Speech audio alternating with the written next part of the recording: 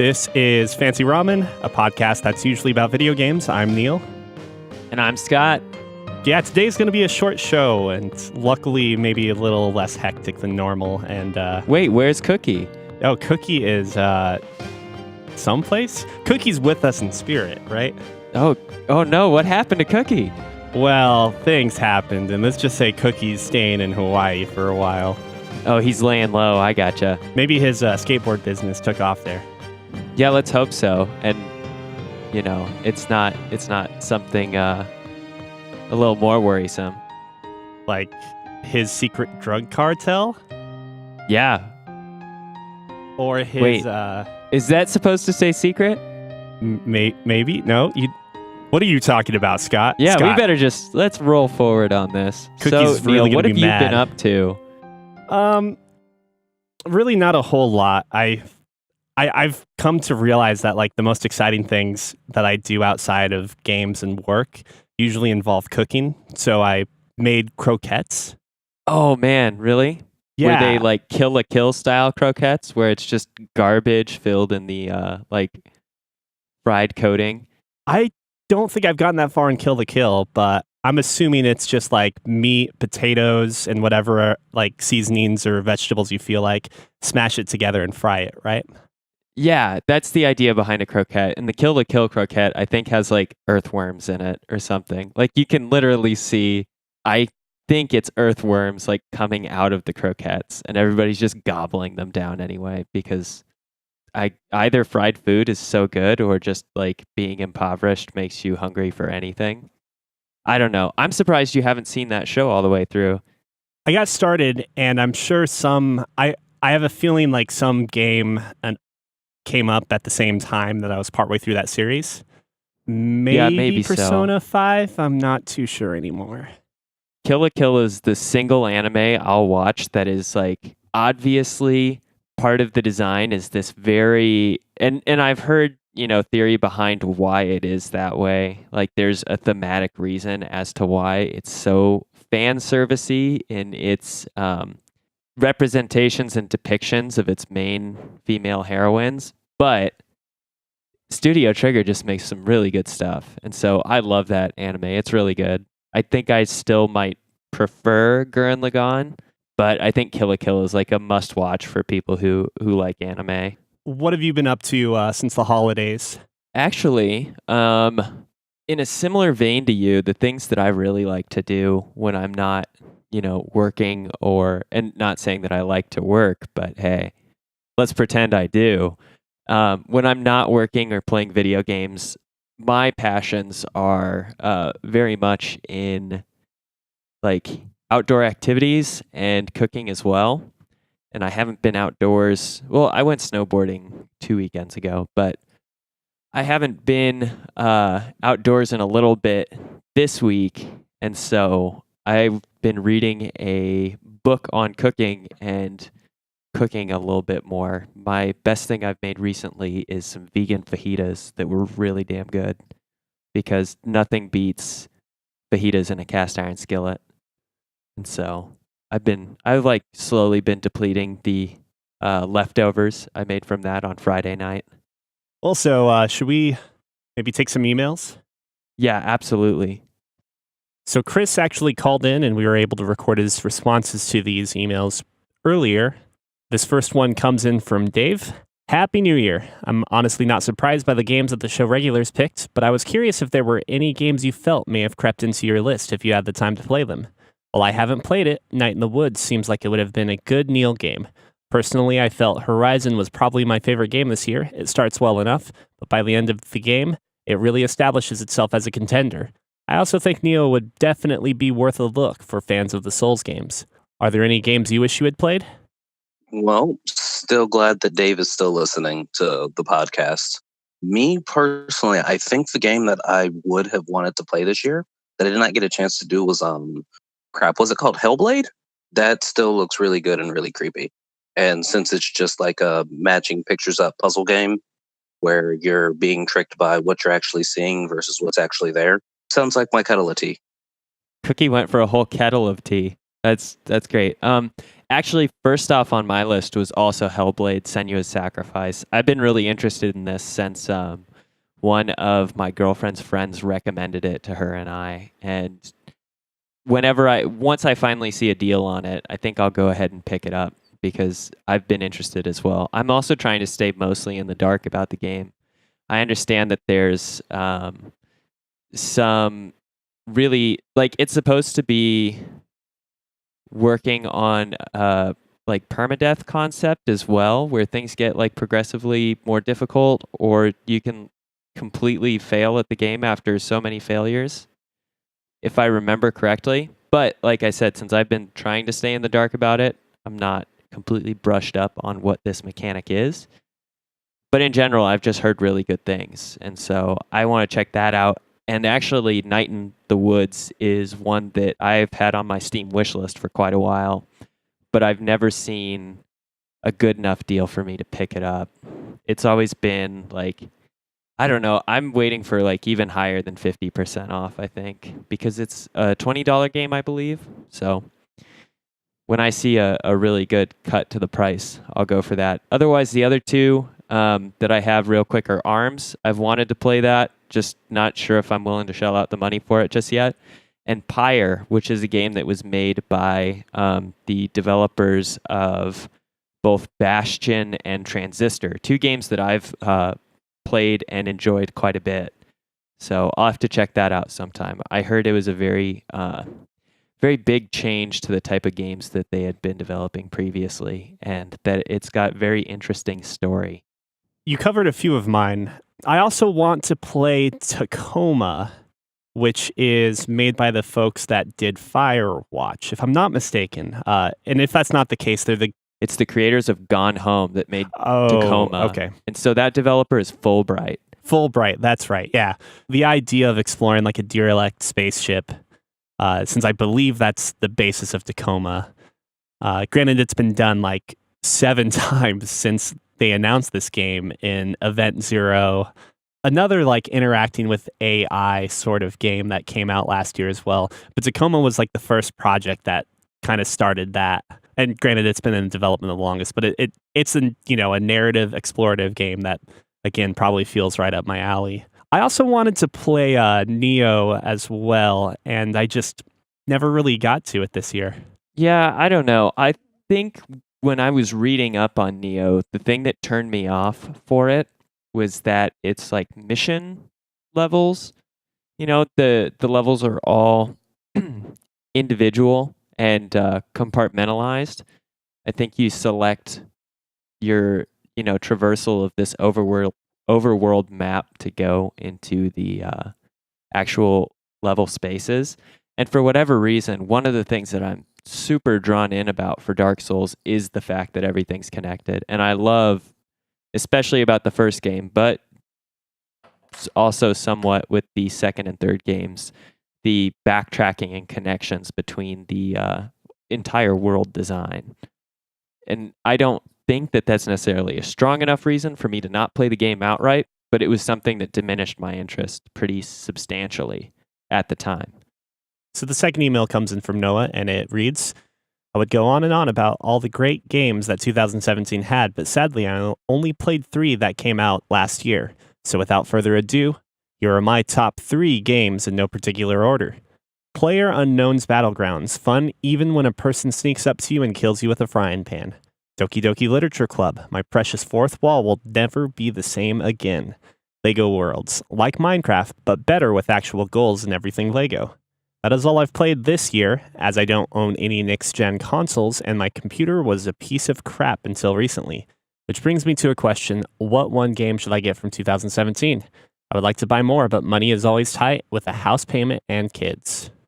So let's let Cookie answer this portion. We'll chime in, and then I'll finish the email after.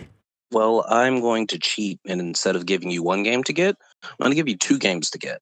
One comes from my wife, Lizzie. She says that you should actually just pick up Fortnite Battle Royale. I believe that's also still free, even on the PC. And it sounds like you do like PUBG, so this might be your soiree into more of that type of game.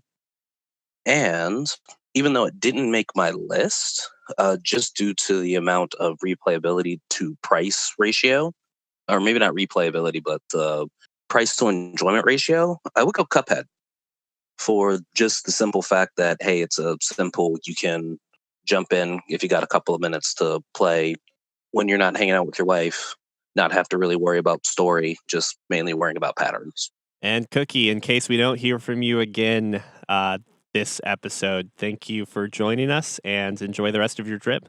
Will do. Love you guys. Miss Bye, you. Cookie. Bye. Well, when I read a little bit further ahead on his email, it looks to me like Noah's a bit of an obsessive. And when I mean that, especially in some of the games that he's mentioning, like he mentions Fallout and just like really digging through areas.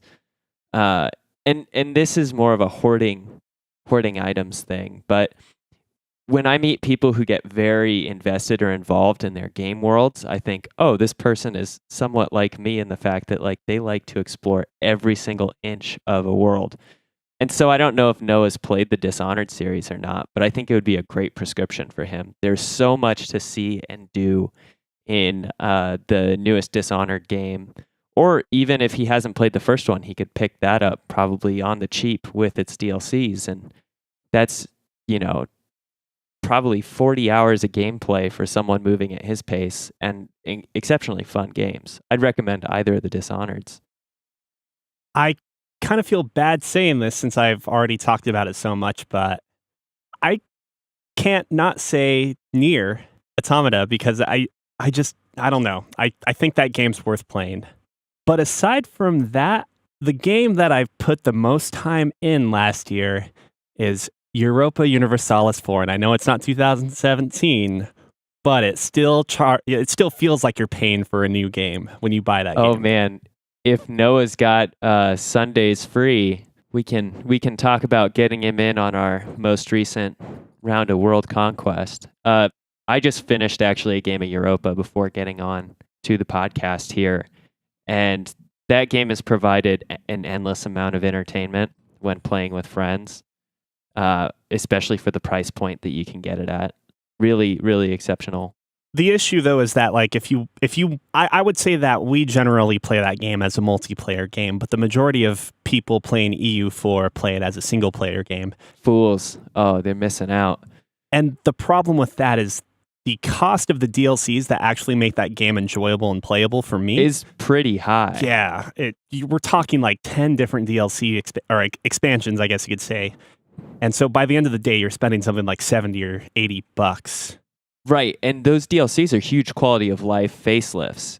Ultimately, when you add a DLC, like have the functionality of these DLCs in, there's absolutely no way that you would ever revert back to like the vanilla EU4. It's just not nearly as easy to navigate or use.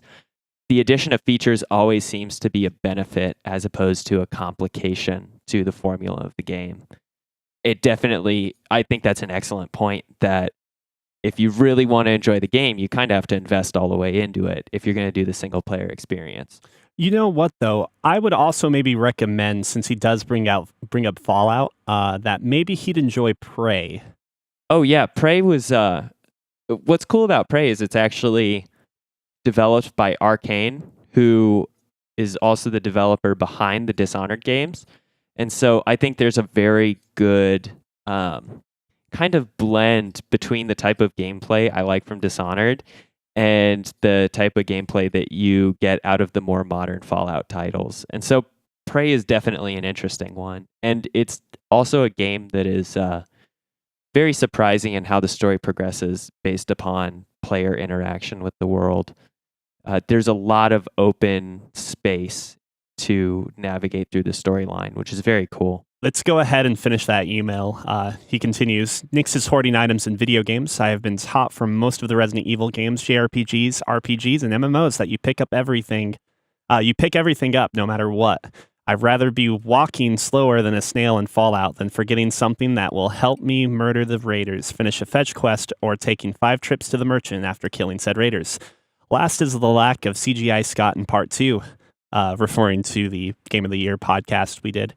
You could have just plastered his face in the middle of the screen on the wide angle shots. You also could have animated his mouth while talking in part 1. I thought this was a professional podcast. I want my money back. Have a great new year. So my question is, I only watched some of the video. Did we end up exchanging my face between like neutral, disgusted, and excited? Or did we just stick with neutral the whole time? Just stuck with neutral. I ended up minimizing a lot of the effects and things I had going on just to keep render times down. And for whatever reason, I'm speculating, but I have a feeling that part of the crash issues I had rendering out had to do with the images. But that is for another time and another topic. I would like to just pitch that I prefer to be represented as Happy Scott whenever possible. I think that would be a good thing. Okay. But that's it for Noah. Yeah. Oh, I would say too that, like, granted, you may have kids, but Resident Evil 7 is a pretty good game. And if you like the other Resident Evils, I think this is a nice take on that series. Wrapping up emails, what games have you been playing lately? So I've been playing Rise of the Tomb Raider, and I have to admit that this is the first time I've actually ever played a Tomb Raider game. As far as I can think back, I think this is the first Tomb Raider I've ever played. I never played any of the originals, and I think there's only been one reboot since then, correct? And that's the reboot that we're seeing now. The present one, yeah. Yeah. Good games, or at least Rise of the Tomb Raider is a really good game. It really scratches that itch for like a story that I don't care that much about, but still want to see the resolution of. Mixed with like very, very fluid and fun and pretty dynamic gameplay. I think there's a lot of things to do for people who are completionists or like to complete challenges and whatnot, but I've been playing this game just on its adventure mode, which makes it like incredibly easy, which is good because I don't really want to invest that much time into it, and just exploring around and kind of enjoying the environment and the game itself. It does open world well in the way that I think more games should approach open world, where it's either creating more or less an open world that is limited or small enough in its contained like map locations that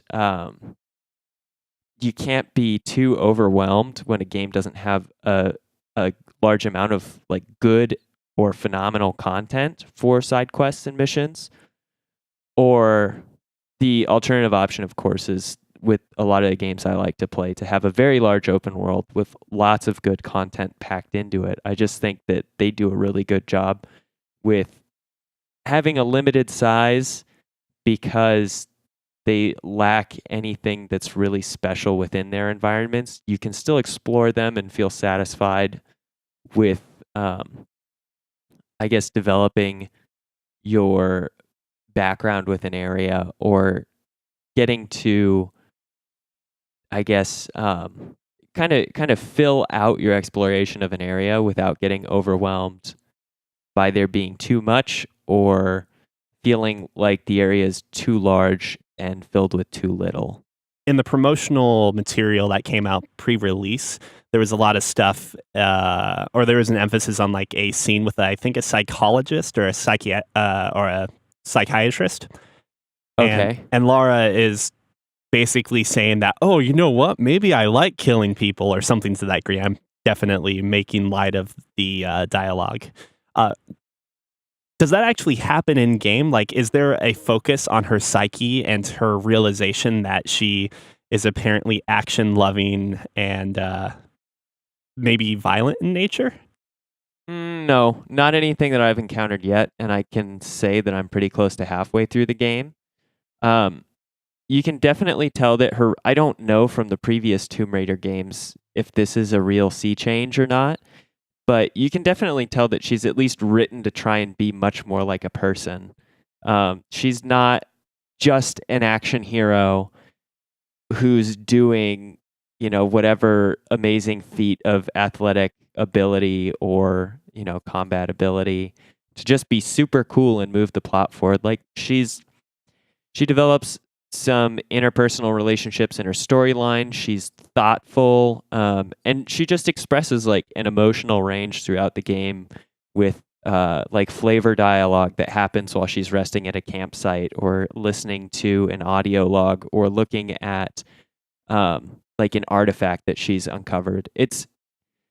Her character feels very real in a way that sometimes other games lack in really fleshing out a character outside of just giving them dialogue options. The comparison I'm thinking of right now is Commander Shepard is incredibly like blank or neutral in their interactions until you have some sort of dialogue available.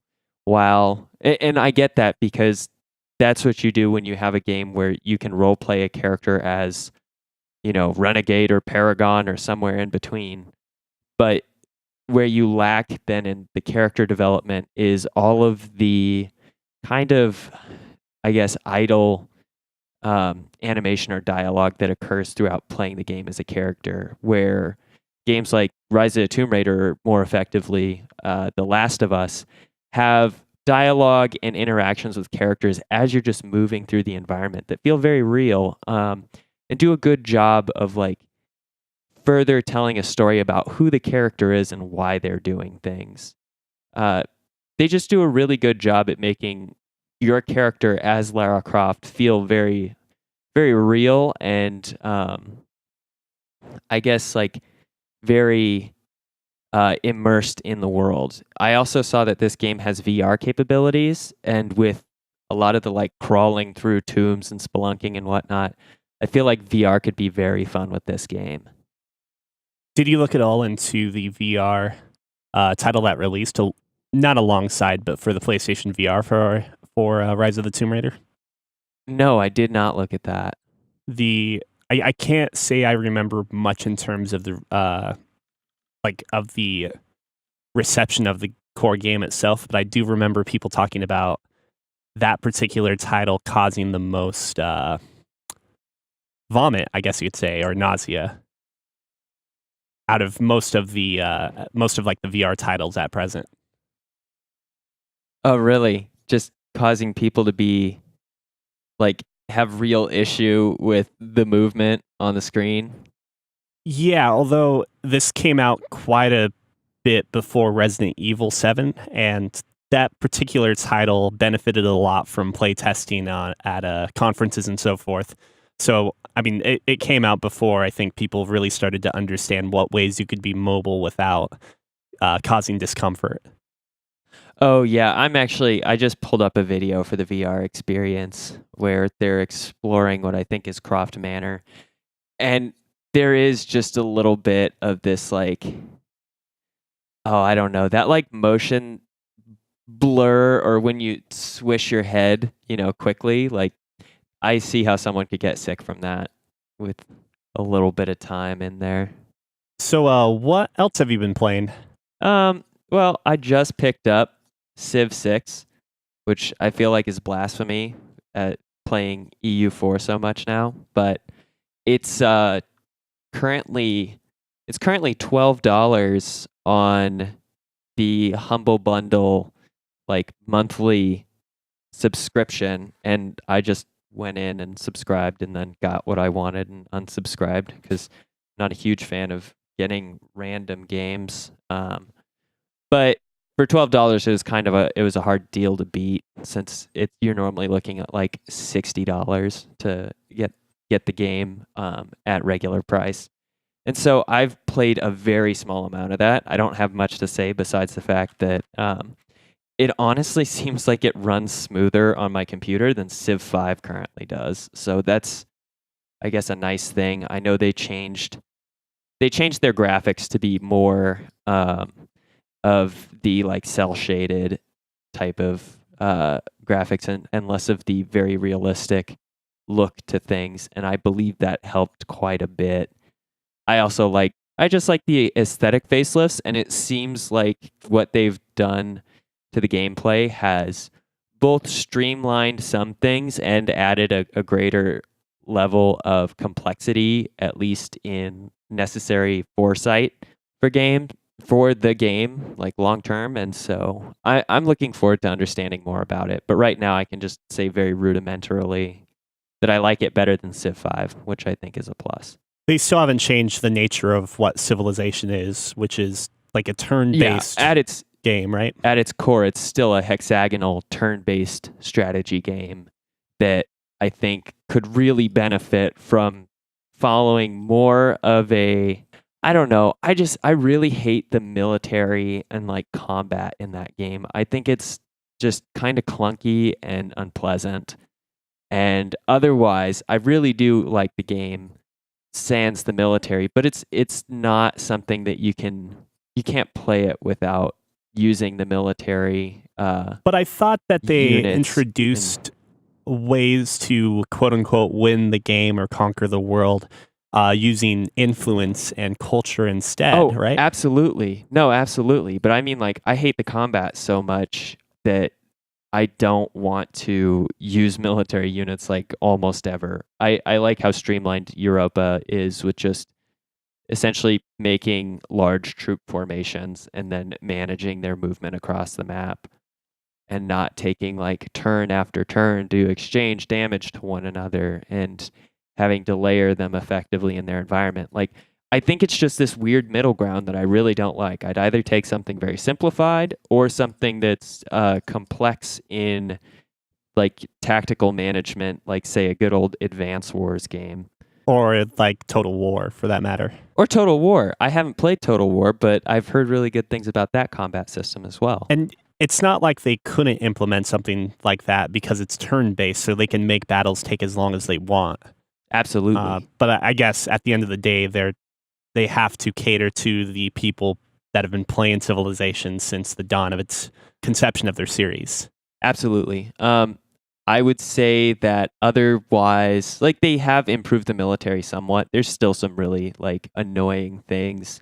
One of them being that your units like stop exploring when they encounter an enemy unit, and it looks like I can't make them just explore again until you have to manually take over if there's enemy units nearby because your units are scared to work around them. Meanwhile, I'm like, I don't really care about whether you live or die. Just keep exploring and get me that extra draw on the map.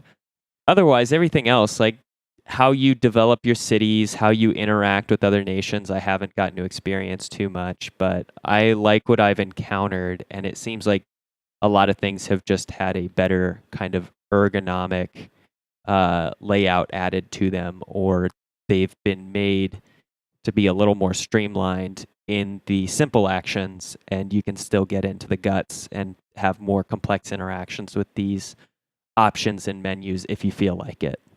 But that's about it for me, Neil. What's on your end? Well, I may have fallen into a dark and deep crevice with a website called Classic Reload.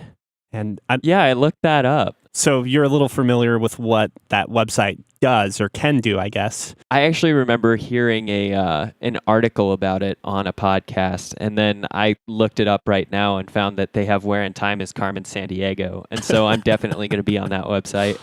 Yeah, it basically, for those of you that don't know, it's a website that has several different emulators on it, and it's all browser-based, so you can go in and get like I can't think of the PC engine, but like Commodore a DOS 64 box, or Sega, even SNES, all over the place, right?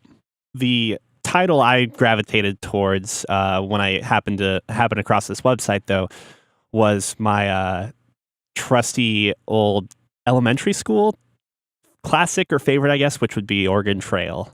I just had to bring up that as I was playing this, I chose the banker, obviously, with the most money, and just kind of wanted to play through the game once and see like what this title had to offer by modern standards, if it was still like educational, or if it was even worth playing if you were a student in school and that sort of thing.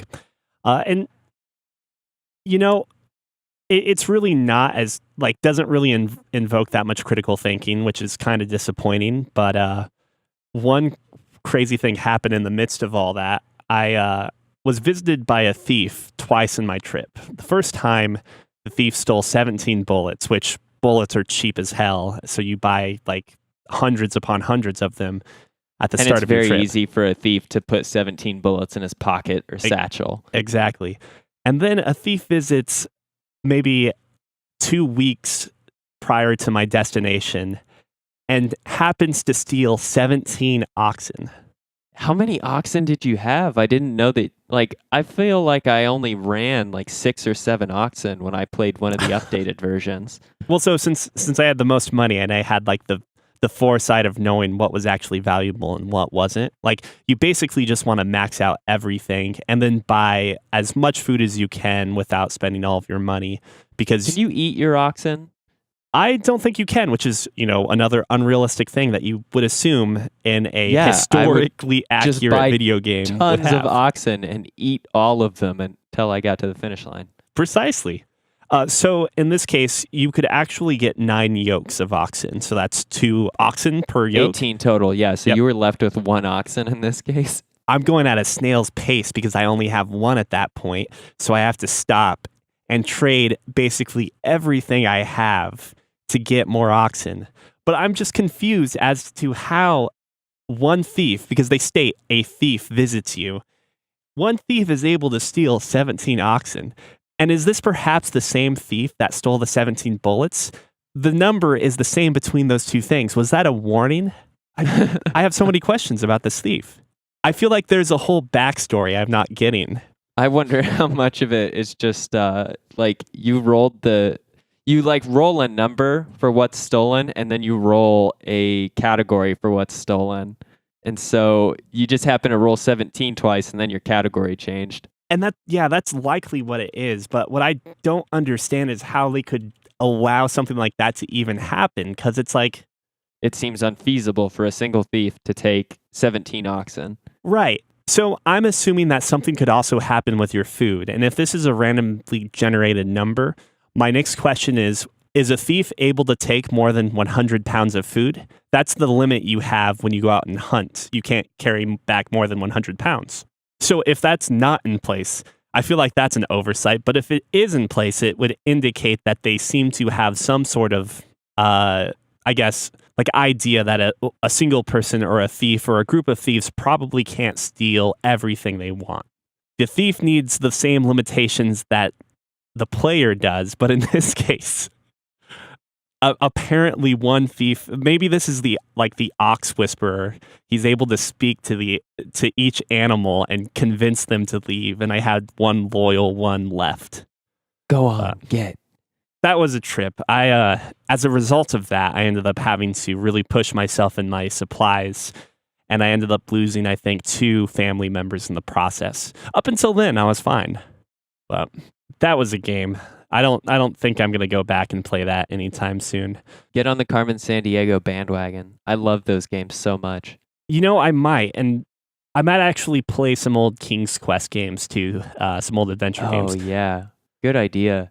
But until then, I've been on a kick of playing through some affordable visual novels. And there, one came up that I think was worth speaking of. I got this for the PS4, but it's also available on PC, and it's usually pretty cheap on Steam sales. And it's called Root Letter. It's stylized with the root of sign, for that matter. Okay. It's maybe one of the first visual novels I had that purposely, so it has multiple endings, and it purposely has plot holes in each of the endings to make you, whether or not they're consciously doing this, it drove me to want to see the rest of the endings to see what other plot holes each ending had until I happened to discover an ending that had no plot holes. So I was, able to reason that was the canon ending. But the way they went about this was also contrary to how a typical visual novel would go. Basically, you end up searching for an old pen pal that you had 15 years in the past. You're now a 32-year-old guy. This is also not it's not like a dating sim or anything. It's very much a more mature type game. But the content of the game isn't necessarily that mature in terms of you don't have to be 18 or 21 to play this game, in other words. But so as you're hunting down this pen pal that lives in a different prefecture, you start to come to this realization that there's something mysterious going on. And each day you go over an old letter that she sent you, and then your character thinks of what their reply was. And in that reply, you're able to determine, like, choose between various options, and those things factor into what ending you end up getting. But what was particularly interesting about Root Letter was the way the game shaped its experience based upon your responses or answers in these letters. So if you exhibited an interest in historic things, the game story shifted in a way that it focused more on the legends and how, like, the disappearance of your pen pal could relate directly to a local legend. They also reference Lafcadio Hearn, for instance, the American writer that lived in Japan. I don't remember for certain. Likewise, if you were more interested in the personal relationship between the main character and the pen pal, then the game takes more of like a romantic character development type approach to it instead of being like a horror game. But ultimately, each path and ending was drastically different in truths and falsehoods. So you could say, like, character A was dead all along in one playthrough, but in a different playthrough, character A is actually living. And likewise, there are certain developments that you otherwise would not know, or would actually just not be true entirely, depending on what ending you get. All at the end, the actual canon ending then takes bits and pieces of each ending. So in a way, 3 of the 5 endings all have to be combined together to kind of create the truth that is revealed in the canon ending. But it's pretty interesting overall. But along with that, I also picked up the remaster for .hackgu, and it's named .hackgu Recode. Right, And you brought this up on an earlier episode that it was coming out. yeah, and definitely not the best remaster out there. But if you're a fan of the series or a fan of that particular game, it's definitely worth picking up. Really, just the fact that and for that matter, do it when it's on sale, and it's already reduced quite a bit at this point. I think I got it for $18 or something like that when I think it originally came out for $50. The graphical improvements feel pretty scarce, though, as the majority of the game and its minor cutscenes use less complex models. And I might have explained this last time, but to just quickly go over, it uses a system similar to Final Fantasy X in that the game swaps between 2 different models for each character pretty often. One model is like a high resolution version, more complex in terms of polygons and parts. Like, every individual finger is rendered out. And when you have a cutscene with that model, it looks amazing. Like, CC Corporation, or whatever the CC Corporation, I think, is the actual title of the company, which is funny because they're actually the company within the game as well. But they made God Hand, if I'm not mistaken. No, not God Hand. I'm trying to think. They've made a handful of games, and they do spectacular work in terms of their visuals, specifically in like the later generations, PS3, PS4. They also were in charge of Final Fantasy VII's remake. So a lot of those visuals we got initially were their handiwork, I guess you could say. But the issue, though, is that those low-res models are put in quite often, and because it was a PS2 game, you'll have cutscenes where the guy that's close up is your high-res model, then the low-res model is in the same shot, but just further off. And if we were watching at 480p, which is what the PS2's best resolution would be, it would look fine. But by today's standards, it's like looking at a fantastic a fantastic professional resolution, and then what someone did in Python, or some 3D render on DeviantArt. It's just extremely stark, jumping between the two of them in the same shot. Yeah, that's tough when they're juxtaposed to not see the quality drop, even if you're trying to use the fact of like nearest to furthest perspective, you should have a drop in resolution. Like when you're using two different I guess character model types, I feel like it's more evident when you get that graphical drop too. Yeah, definitely. Tiffany actually got Final Fantasy X and X-2's HD remasters on Steam recently, or for Christmas from a friend. So I'm kind of interested in picking that up and seeing if that also shares the same problem, since those two games shared that same technique. The FMVs that I'm assuming have been re-rendered for this release look spectacular as well. It looks like an anime-ass game, for lack of a better word. It's super cinematic. It's all of the filters that were in the original game have translated over really well. It just looks super slick. And there are some other upsides to the Recode as well. Since this was a very late PS2 era game, this series was released after the PS3 had come out, to put things into perspective. The added horsepower they have with the PS4 basically lets this game run at a pretty solid 60 frames per second. Since the game doesn't really have transitions between battles and just roaming, so to speak, it all happens on one pre-existing map, if you will. There are occasionally like some frame drops as you transition between those two modes, but overall, that just the power of the PS4 makes the combat extremely quick, or quicker than normal, because you're not having frame drops, and really smooth in the process. So like playing it now feels like a joy, and honestly kind of feels like what they expected the game could have been had it been released on the PS3. In addition to that, the game also has a cheat mode enabled for people that just want to get through the story, or for people that have already played the games and don't want to grind and do the typical stuff. Although you technically don't really grind that much if you're actually going through each level, that like, or each area that's given to you. But the cheat mode, what does the cheat mode do for you? Oh, sorry. Oh no, you're fine. It basically gets you up to like, I think it gives you max stats, level 99, gives you 99 of each consumable, and basically a slew of equipment and gear. So you'd have to try to fail. Yeah. Although there are battles in that game that you have to fail, I'm assuming because they have put in the work.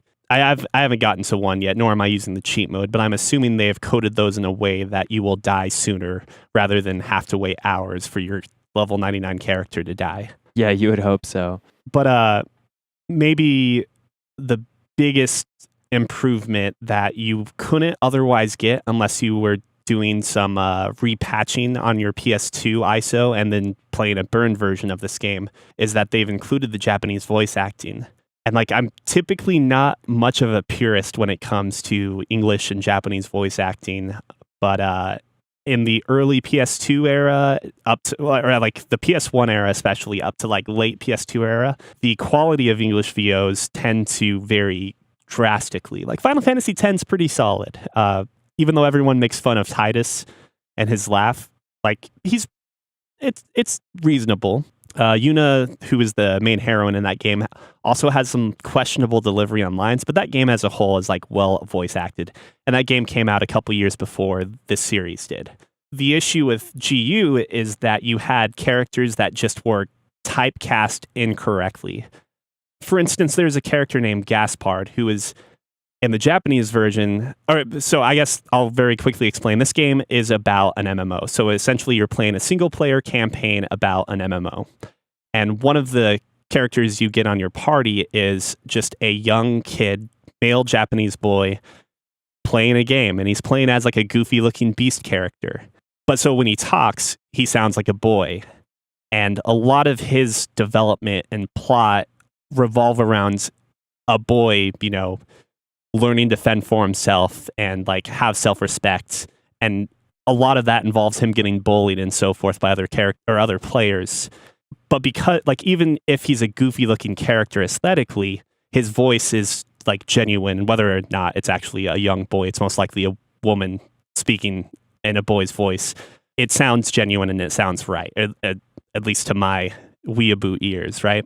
In the English voice acting, you have the voice actor that does Monokuma from Danganronpa doing like a very weird, like goofy-ish voice, very similar to his Monokuma voice. So he sounds like this, which doesn't depict like a young boy at all. Instead, it sounds like you have some goof off weirdo guy getting bullied around, and it becomes, as a result, much more difficult to sympathize for the character because it kind of feels like every trauma, although it's never that bad, but like every difficult situation he gets put in is for the sake of comedy as opposed to be like a mode to grow about the character and sympathize more with him. Right. He's a joke to be bullied. Yeah, exactly. That's only one case. There are a handful that feel kind of off in the original cast that I'm happy they gave the Japanese voice acting option to.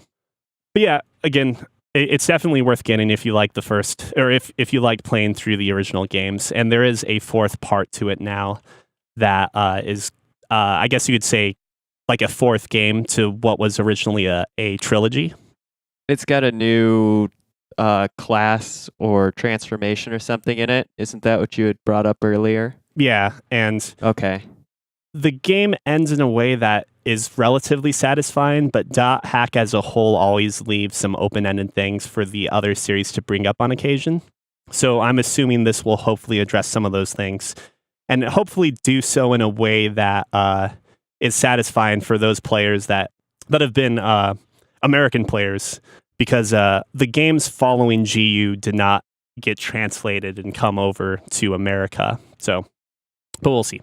The last game I played is called Gunpoint, and I've talked about it before in that the creator, Tom Francis, released another game this year called Heat Signature, which is a very good game, and I don't want to take anything away from it, but Gunpoint, I think, is just in its own class. And Scott, if you haven't played Gunpoint yet, I would recommend you keep an eye on it with sales. That's the predecessor to Heat Signature? Yeah. Although it also is just a very completely different game. Well, right. There is no pausing. It's all real time, correct? Yep. Although the best way to play Gunpoint is finding a safe spot or standing in a safe spot and then plotting things out as if it was in a pause mode. You can go balls to the wall action with it, but I think the game's enjoyment really comes from being methodical and just planning really, really goofy stuff. And in that way, it's great because the game and its strategy is as complex as you make it. But it takes place in like a futuristic society that seems to have progressed in certain ways. Like there's a gun, or I'm just letting my political agenda show through, I guess. But there's a gun ban. So basically, having a gun is kind of uncommon. Unless you need it for your job, like you're a police officer or a security guard in this case. And your goal as a spy is to basically break into areas, get past guards or subdue them, and steal or obtain whatever it is that your objective is, and then get the hell out of there. The way you do this is it's basically a platformer that is a cross-section of a building, usually a skyscraper of some form, and your character is able to enter through either breaking through windows, unlocking doors electronically, and so on, or in some cases, having the guards do the work for you. And how you do that is you're able to hack devices electronically.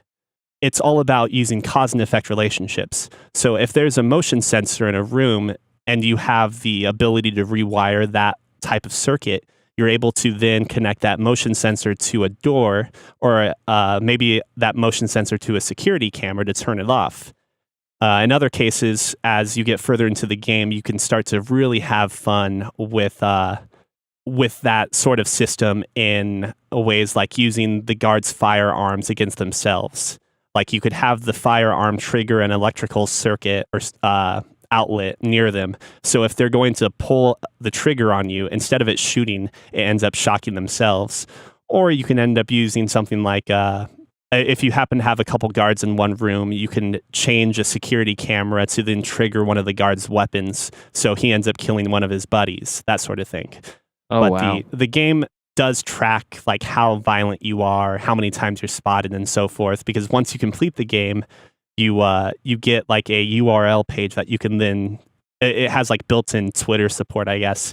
So you could then tweet out that URL, which shows like what your character did, how many times you've killed people, how many times you've knocked people out, how many times you were discovered, what sort of noise level you maintain throughout the game, and so on.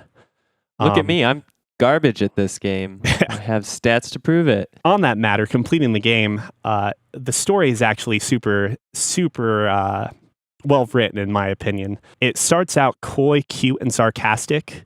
Within the first 5 missions, you are basically breaking into your own apartment complex to incriminate yourself, and your responses in those conversations are great too. You can always be really coy about it and cover up yourself. Like, so without getting into spoilers, basically a crime happens that only someone that would have these spy-like abilities or powers, I guess you could say, would be able to pull off. And just so happen, as we've looked through all of these receipts, there's a dude in this building that happened to buy some hyper drop trousers, which basically lets you drop off of high areas without dying. Yes, and trousers. I'm pretty sure it's drop shot trousers. So everything's like tongue in cheek. So you have to break into your own apartment, get past your own security, and find that receipt. And in the following cutscene, which all cutscenes are done kind of like through text messages, you can then say like, nope, this guy was clean, doesn't have anything wrong there. Or you can purposely incriminate yourself and go further down like the that sort of like self-aware humorous dialogue path. But the game also takes on a pretty serious turn as you go through the game. And like the last couple missions, or before the last 2 missions, there's even a moral choice for the player that effectively changes what the last mission is in a way that I won't discuss. And I think just that slight bit of seriousness that they put into the storyline near the end of the game is just enough to make it really memorable for me and really worth even replaying again. I can't recommend this game enough. Stylish pixel art if you're into that, but that's all I want to say about that, or whatever that Forrest Gump line is. You were close. But yeah, that sounds really cool. And up my alley, besides posting my stats, because I am a avowed abuser of the quick save, quick load function on a lot of games. Oh, I will say, though, that game has maybe one of the best quick load modes, or like checkpoint modes. Whenever you get killed, and specifically get killed, because that's the only fail state there is, you'll basically have 4 options to choose from. The last of those options is to just restart the mission, but then it has like autosave so that it's constantly doing behind the scenes, and it's usually within like 2-3 seconds or 10 seconds, right, or and it's 30 like, seconds. you flip this switch. Do you want to load here at this switch flip, or do you want to load after you've like locked this door? Which is fantastic if it's your first time playing the game and you just happen to not understand a mechanic and it kills you because of it. You can just as easily just hit the button, load right before that happens, and redo that portion, and it doesn't affect your permanent score as a result. That's really nice. Well, that's about all I've played when it comes to games. We do have some news topics to cover. The first of which, apparently, gaming disorder is a disease.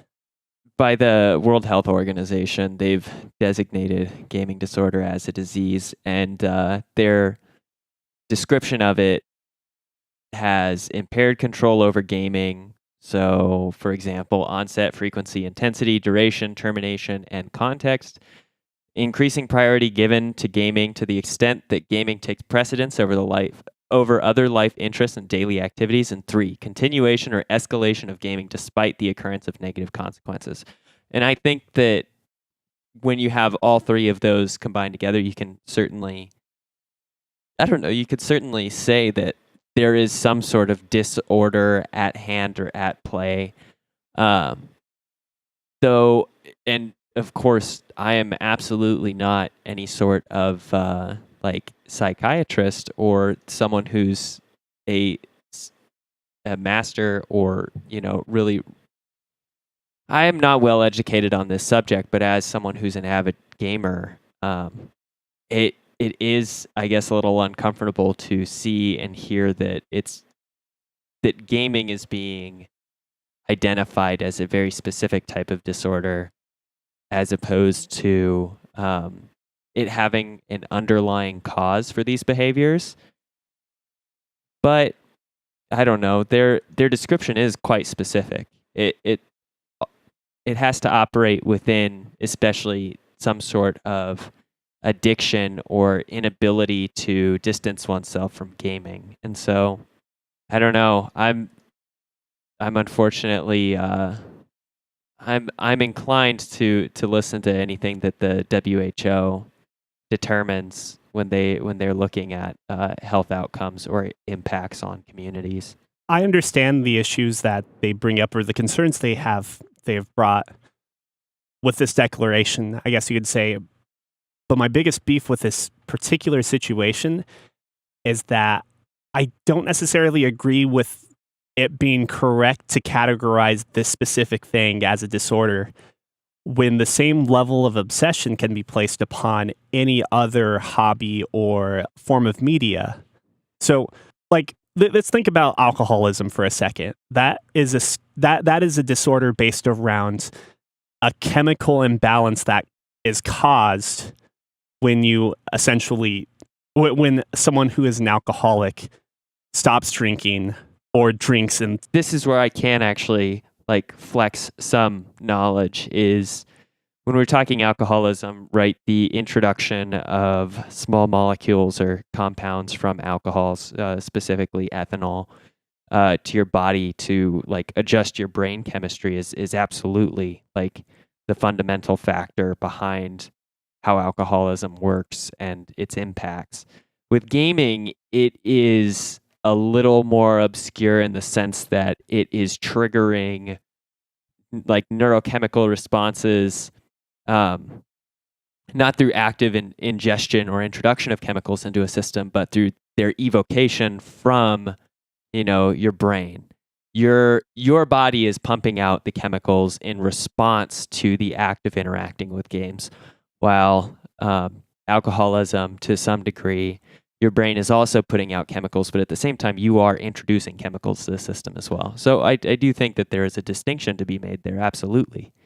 And that same distinction, I think, is the crux of what's wrong with labeling this as specifically gaming. Because in theory, can't you create the same sort of imbalance or dependency with gambling or something else? With movies, with, as weird as it sounds, books, any other form of media or any other hobby that you could come up with. I just don't necessarily think that declaring it specifically gaming related is necessarily beneficial in really addressing what the actual problems could lie here. All I can think of is the fact that there are probably more anecdotal circumstances of people having these responses to games than other forms of media. I feel like that might be an influencing factor on the decision. And maybe where a lot of the worry or concern comes from is gaming is already sometimes a hobby that has some negative optics or press. There is some discrimination against gaming from people who do not necessarily understand it, or they have a bias that might be unfounded as to what gaming is, what it means to people, and who's involved in it. And I feel like that bias and that stereotype about gaming certainly works to its detriment and may be also a contributing factor as to why gaming disorder is a thing and not media engagement disorder, At the end of the day, we're all just afraid someone's going to become too violent from playing first-person shooters. Yeah, I really wish puzzle games made me smarter or better at puzzles. I wish there was some trade-off for that. But yeah, it's I guess it's something that I'm going to keep my ear to the ground on. Because I run a gaming podcast, I feel like I honestly haven't. It's a topic that I bring up quite a bit, gaming, when I'm talking to people that I am having in-depth conversations with about things that are interesting or important to me. But I feel like I don't actually encounter that much negative response to my gaming, except for people that are really like, I don't know.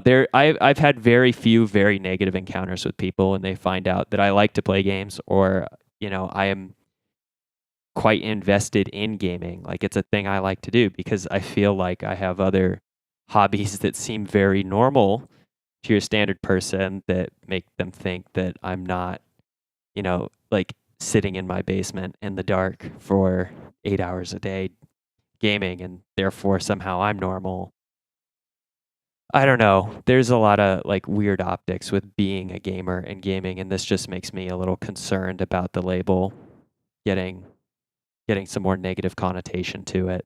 At the end of the day, we're just a bunch of scum, Scott. Yeah, that's true. That won't change if I stop gaming. So, I mean, for the same reasons, like, not to go on a tangent too much, but part of me wishes that there were more games, more popular games that weren't just about killing people.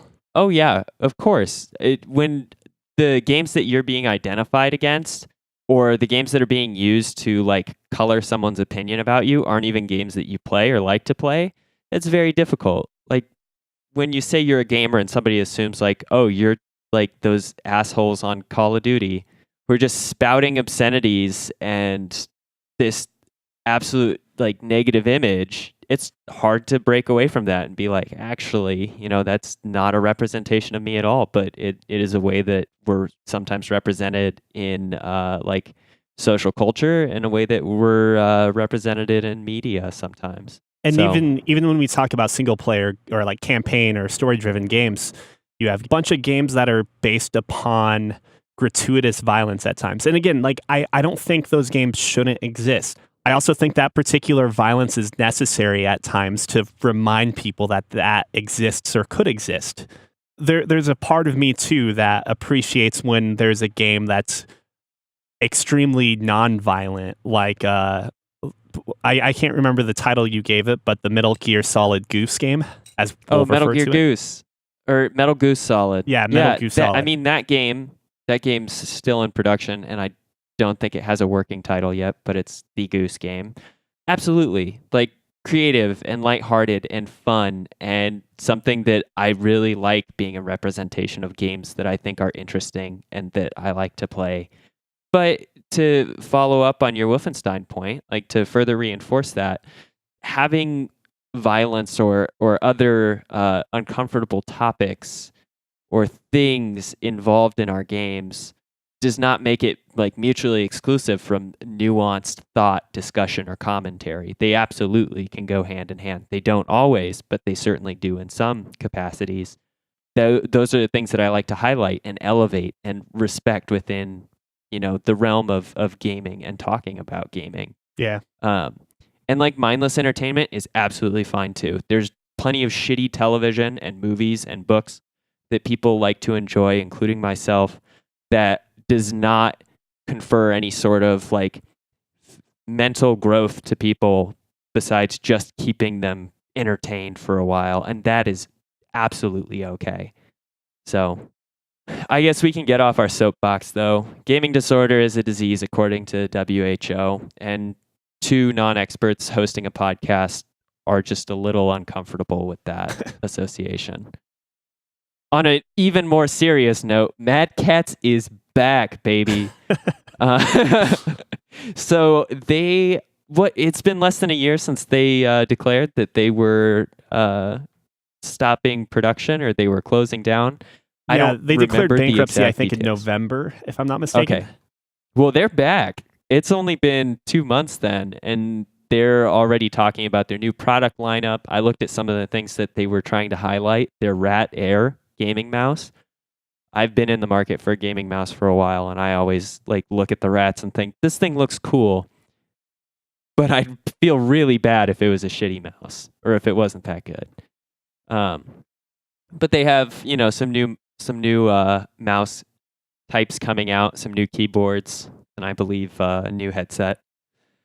It honestly looks a lot nicer than the Mad Katz controllers I used to buy for my N64 and GameCube. So I hope that their new product lineup is good enough to keep them out of bankruptcy.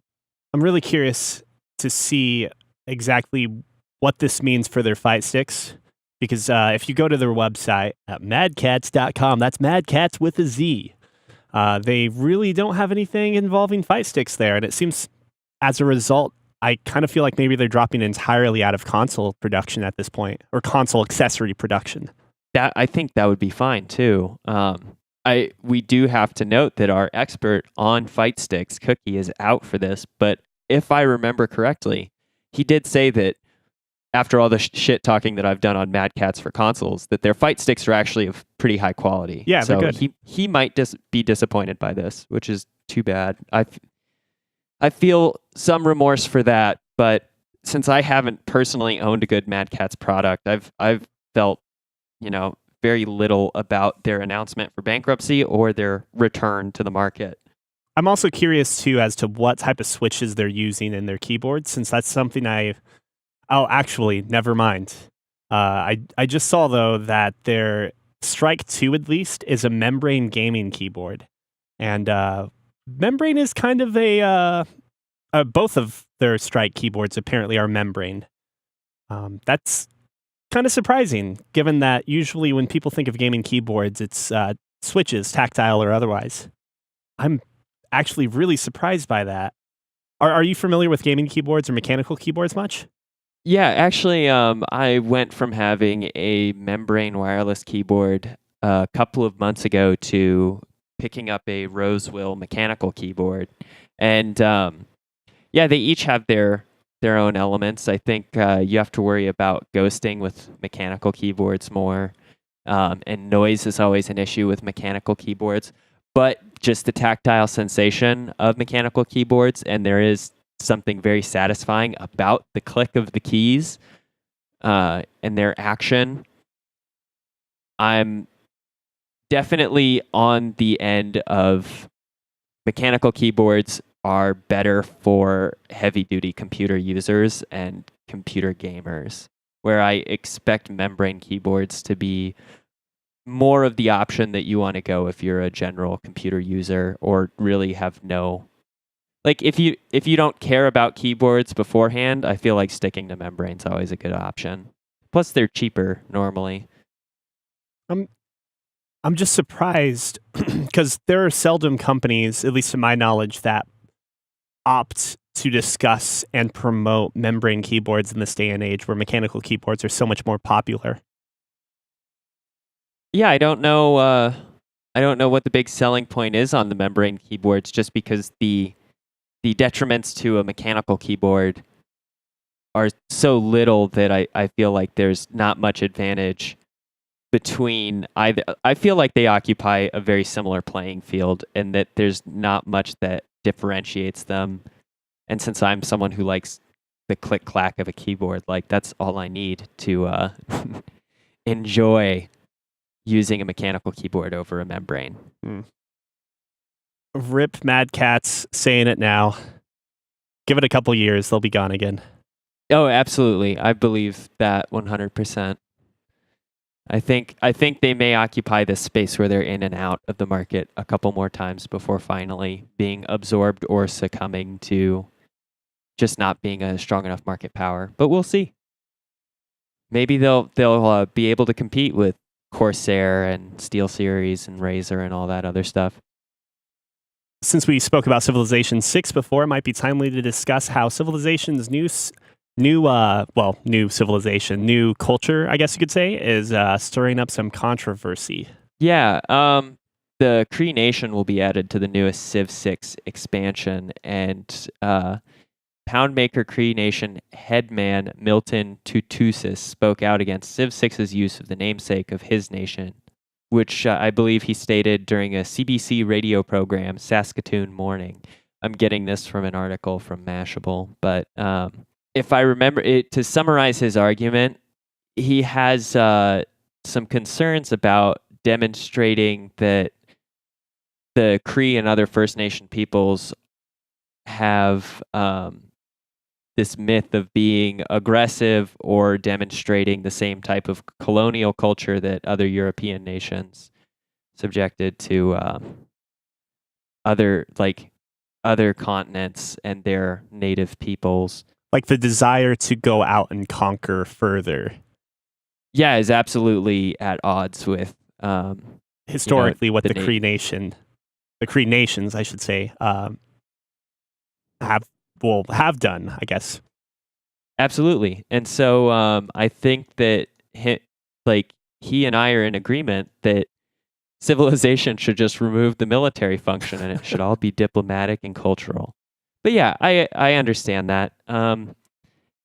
There is definitely a European manifest destiny colonial lens that is applied to a lot of these types of games. Europa Universalis also falls prey to this same idea that like success is expansion and further control and consolidation of like foreign lands and powers, while we know that that is absolutely not the case for plenty of successful civilizations that have been on the face of Earth. That is also one of the things that I guess makes the games interesting, though. And so I feel like his critique will be heard and not whatsoever heeded. This will probably be something in which Civilization or who's in charge of that? Is it Fire Axis? Either way, there will probably be some sort of like public relations statement that is qualifying why the Cree Nation are included, and that this is a precedent they've set with previous games using other native peoples of both the North and South Americas. And there's not going to be any change to this. It's just maybe worth noting that there is some nuance to how these cultures are portrayed in the games that we play. One of my biggest beefs with Civilization as a whole has always been the diplomatic or the ambassadors that you see whenever you're visiting or discussing. Right, like Catherine the Great or Queen Elizabeth or Haile Selassie of Ethiopia. Like these figureheads of our nations of being used to represent the country as a whole. Because I think that in and of itself creates like a sense of like caricaturism. Absolutely. When Civ 9 comes out and Donald Trump is the American leader, can you believe that? It's going to be horrible. We're going to hate to be represented by that. How do we, yeah, and so that's partly like my issue with it. I mean, I think like Genghis Khan was one of the diplomatic or ambassadors for to the Mongols, whatever absolutely. point. Yeah, I mean, is he still? He was in Civ 5. I don't think he's in Civ 6. And that's the other thing too, is I feel like Civ 6 has a lot less total nations right now, and with the nations that are carryovers, I think they mix up the leaders roughly every time. So like, if you had George Washington last time with the United States, this time it's Teddy Roosevelt, and Australia's a nation now. And the Vikings, who were Harold Bluetooth the last time, have someone new this time, who's also named Harold. Go Vikings. So maybe there's just a level of like insensitivity that's always been held up with Civilization. They definitely have to simplify things if they want to create the game at all. Like there's no option for them to do what is the best representation or characterization of a people. And generally, it would be fair to say that you'll never find an icon from any culture or nation that fully embodies those principles and values and like ideas and ideologies that are represented within a nation or its culture. There's way too much to satisfy every party. Except for maybe Yoko Taro from Japan. Yeah. This is obviously a case of cultural insensitivity. And like, I don't want to excuse that with what I'm about to say, but the next thing I would say is that this is not only like old news, but also probably expected, and unfortunately so for a culture or a series of cultures, I guess, like treated so like poorly in general. I mean, to this day, or I guess maybe what I'm trying to say is that like maybe maybe a re-identifying is more necessary as opposed to a complete change in identity. But like the Redskins exist. Oh yeah, the Washington Redskins. That's still a thing. And we're now there in are plenty of 2018. high schools that have, mascots that are savage warriors that are the representation of Native Americans through the eyes of, our through American pilgrims. We have some very entrenched, like, bad stereotypes and biases in our representations of lots of people, but in the United States, it is, I don't think, I think it's absolutely fair to say in the United States, one of the absolutely like worst representations that's continued is that of Native Americans throughout our nation.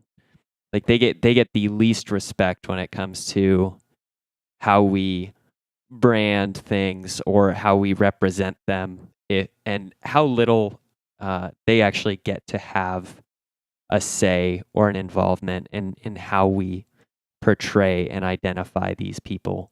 And it's pretty exclusive too, in a sense, where like if we were to have any sports team like in a major market, obviously, so there's enough like publicity that existed and was named after any other culture or ethnicity, I think it would have been axed decades ago. Absolutely. There is, you might find this interesting, Neil. Like not to bring you in on this just because of your own background or heritage, but like there's a band in the United States called the Slants, and they are Asian Americans, and they've had to like fight to patent their name. And one of the issues that they've encountered, even though they're all Asian Americans, and they've decided upon this name to kind of co-opt and return usage of, what used to be a damaging slang phrase to them, they've had to fight the government in order to like be able to call themselves that, while Redskins are completely like ingrained into our national identity of a football team. And was like and for that matter, to like draw the comparison, were the Redskins created by First Nation officials? No. Exactly. Like, yeah, absolutely not. And so that's the other thing too, is like in a case in which Asian Americans are trying to like use something in order to really reclaim it, or, like, I guess, mollify the impact of a name or a word, they're having to fight against lawsuits about like using a discriminatory name. And we have so many examples of discriminatory naming that has remained completely ingrained and like unsuccessfully challenged in our representation of Native Americans. It's a really sensitive topic for me too, I think, right now currently, just because not even, I think less than 2 weeks ago, I went to an art museum here in Montana and saw a bunch of artwork that was made by Native American artists.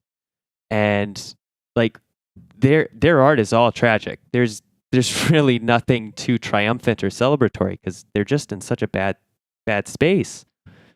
And so I feel especially sensitive to it right now just because of like the most recent proximity and impact that some of their communication through art has had on me. And I think you're spot on too, that like there's probably not going to be any leeway or reaction from the developers on this. No, they don't care. I mean, and who can blame them for not caring, because they've been successful for 5 iterations previously. There's no reason for them to heed complaint from people who have absolutely no power against them for this 6th iteration. The last thought I'll put on this is, if you look at the representation of the Cree Nations leader in, and I believe it's Poundmaker, in this Civ 6 like release of the art, he's not wearing like a traditional outfit either. He has a blend between what seems to be like culturally relevant outfit and like a duster or like a vest that a settler would wear. So, which may be used to indicate like trading with other peoples, but at the same time, if we have a depiction of Suleiman, like even though there's trade within the Arab world through Suleiman, he's still wearing his like traditional garb without any other alterations to it. I don't know. And it's especially weird because the idea of civilization is that like each ethnicity, nation, civilization, I guess, used as an object in this case, is like starts at an equal space and time. So it's not like it's quote unquote canon within any specific game of Civ 6 that you play that the Cree Nation is going to be visited by a cultural, like outside colonial power. Like it seems an very excellent point. Yeah. And the game's also based upon your civilization being the superior civilization, whether it's in its diplomatic relations or its cultural contributions or its military might. So that's the other thing too, is like all of these other civilizations are being heralded as they have to be depicted as like strong and monolithic and superior to others, and therefore you wouldn't want any sort of co-opting in their representation, and yet there's co-opting in this. And that's the whole thing. Maybe it's like we were just talking about having problems at times with games being narrowed to like a specific thing or identity. But Civilization at its basis is kind of about genocide and like about cultural or national superiority. Yeah, in no matter how you play the game, the idea is to win. The idea is to be so superior to all others. Did you want to talk about Meltdown and Spectre, or has everybody? Are you under the impression everybody has updated their computers for the most part? Well, just as a quick little PSA, there's basically issues, to put it lightly, going down if you are listening to this in any way that is not on a cassette or CD player, basically. Or you know what? Maybe iPods are still protected too, or still like not really vulnerable to. What about that Zune though? I don't know. Is it a smarter Zune, like one of the more recent Zunes, or no, like it's the classic Zune? Yeah, I think you might be good. Long story short, if you haven't already looked into the Meltdown and Spectre vulnerabilities that have popped up as a result of CPU architecture from basically as far back as 95, do so. There's plenty of articles online that'll help with safeguarding your equipment. One thing that people are forgetting to also check is be sure to update your video cards as well. Your drivers for those, rather. And stay safe. Yeah. I'm glad we were able to keep it real short. If you guys have comments, questions, or corrections, you can write into podcast@fancyramen.com. I never read the next part, so I didn't even know.